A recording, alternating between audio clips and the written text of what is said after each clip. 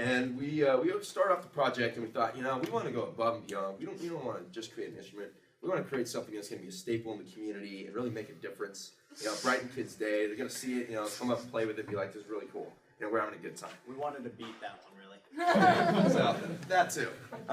So start off, we're like, okay, we got to get all the calculations done on the pipes. So we used Excel, a lot of programming on Excel to get those all worked out. We needed to tweak it a little bit, but programming enabled us to do that pretty easily. And then the next step was...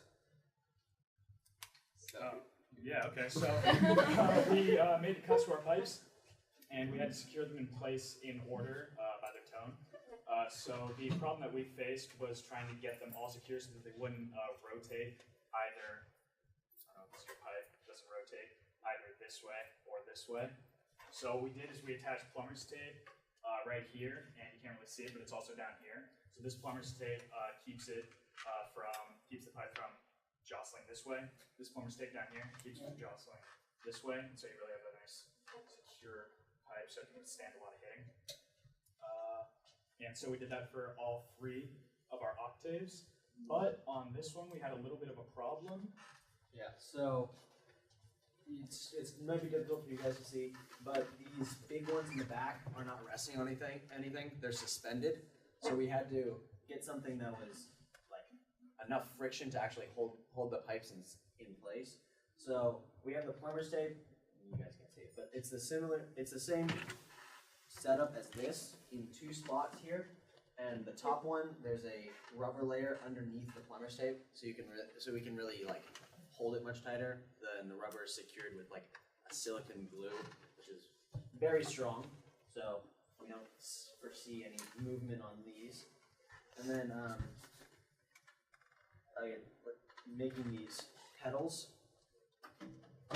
So those of you in the back might not be able to see, but we have pedals in the bottom that play the biggest pipes, and those are just, we have a piece of wood over a piping, and that has a fly swatter in the end that when pressed slaps up and hits the piping and creates a good sound.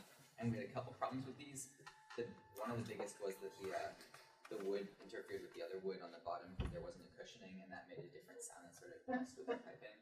So we countered that by just cutting up some sponges and sticking them in all the places where it meets, and that gave the wood some cushioning and stopped it from making that annoying sound.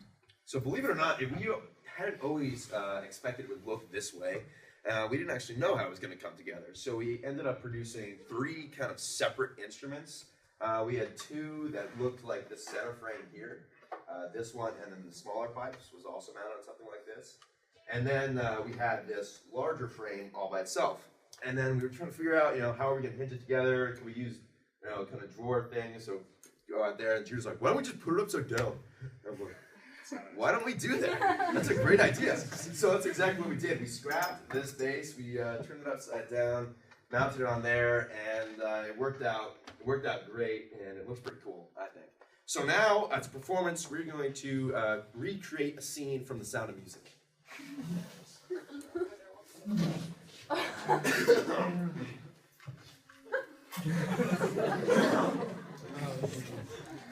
Do, re, mi, fa, sol, la, ti.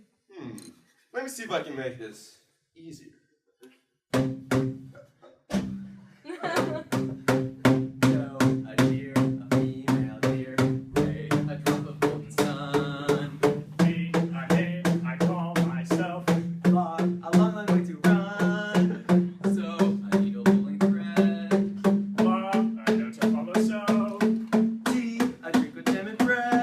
Which brings us back to do, do, do, do. Do, a deer, a female deer, re, a drop of golden sun. Everybody! Me, I hate, I call myself. A long way to run, so I go pulling thread. La, a note to follow, so. Tea, a drink with jam and bread. Which brings us back to Do, do, Do. do.